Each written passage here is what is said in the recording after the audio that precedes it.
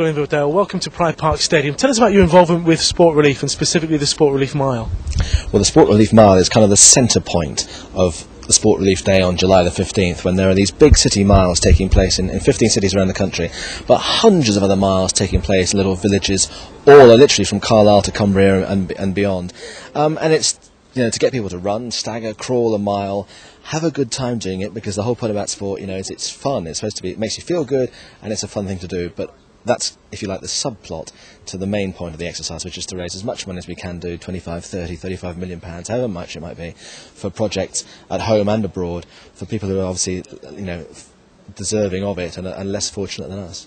So you've been travelling up and down the country. Tell us about where you've been, where you're going, and what you're doing on your travels. Well, we're going to all the BBC local radio stations, and we're running a mile with people of all shapes and sizes. I mean, look at that. You've got some of the Radio Derby staff behind us, and pretty odd individuals there.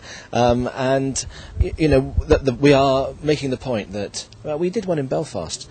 That with the best will in the world, some of the people who were running the mile there were the kind of people you look at and you thought, they're going to struggle to go 100 metres, but they did it, they enjoyed it, and one or two of them said actually they wanted, they felt so proud that they'd done it that they actually wanted to do it again. They'll go to the gym, they'll do whatever it might be. When we're not, the mile is a mile. It's 4 times around the pitch here. A marathon. I'm doing a quick bit of maths here. What's 4 times 26? So it's over 100. We're not asking people to run around the pitch at Pride Park more than 100 times, or more than 50 times for a half marathon. It's 4 times round, and we're not asking you to break Roger Bannister's 4-minute mile. We're not saying you've got to be Seb Coe.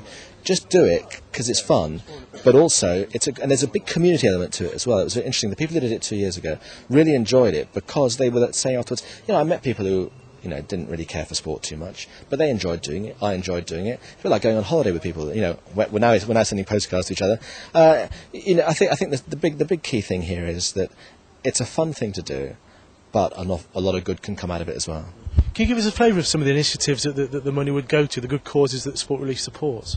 Well, I think one of the really important point to make is that I think there's a misconception that all the money because the films that are shown on television that tend to really lodge in the memory, going back to the days of the original Live Aid 20 years ago and more, are the terrible scenes of deprivation in Africa, in India. There's a film in this year's Sport Relief that is shot in India that I promise you, if you're able to watch that film and not cry, you are a very hard person indeed, because it is unbelievable the state of squalor that people are living in certain parts of India.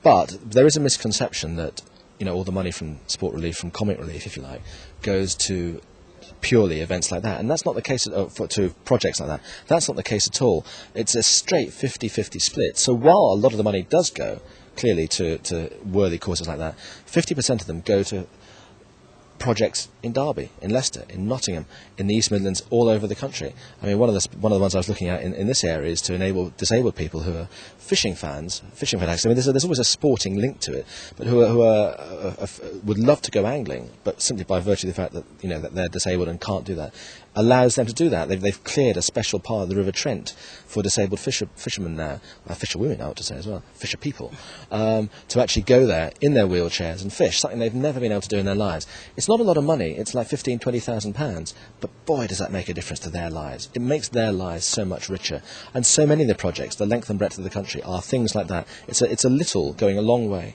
by making a big difference to individual people's lives. Finally, John, 'cause I know they're desperate for you on the starting line. Can you just tell us how people can get involved? Yeah, all they have to do is log on to the Sport Relief website, which is www.sportrelief.com, and register. When you register, you get sent a red sock, which I haven't got with me actually. That's very inefficient of me. But anyway, you get given a red sock, and when you complete the race, you get given the other red sock. So then you have a pair of socks. So there's absolutely no excuse for losing them. So, well, it wasn't 300 miles, 299 less, but how was it out there? It was good to get back on the bike again. It was it's the first time I've been back on since April the 14th, since we arrived from Glasgow. So it was good. I'll have to start actually doing it again, because it's one way of keeping fit, really. Sport Relief's a great cause, and you've been talking in recent kind of months about maybe getting involved with some causes yourself. Yeah, we have been talking about it. I've got to start doing something, and charity work's certainly one thing that I do want to get involved with, for different appeals and things like that. We've done the amputee one which next one we'll do for a different charity. So it's certainly one thing that I'm starting to think about a lot more than see what comes up. So the last 100 metres there today, you not think, actually I'll just whiz through between them and come in first place? No, because it wasn't fair. You actually listen to them, they were puffing and blowing a wee bit there, and you're thinking you're sitting on the bike, it's a lot easier. So no, it was a good finish though. It was they got there in that last corner, and it was certainly nobody wanted to lose. Not to a ram anyway. Was there any kind of memories, any aches and pains coming back that reminded you of that 300 miles? No, I've been back to the hospital today for another to get another recasting soon. So I'll get another one. There's one or two problems with this one since the bike ride. Well, even when the bike ride was on. So it's something that I'll need another one. But it's no. They're saying it's no shrinking as quick as it should be shrinking, but that's only because I've been active. If you stop being active, it'll shrink. So, but it's fine. I've not got any problems. I'm not complaining or anything like that. What I've got is what I'm going to have the rest of my life. So I just got on with it. Finally, I suppose your message, along with John and the others involved today, would be get behind the Sport Relief Mile over the coming days and weeks. Yeah, and like the fun one last week, there was people in the wheelchairs and things like that, and people pushed them for 2.5 kilometres, and at the end of the day, because you've got a false limit, it doesn't stop you from doing anything. You've got a life exactly the same as everybody else, and the 15th of July, just everybody get off there and just run a mile for a good cause.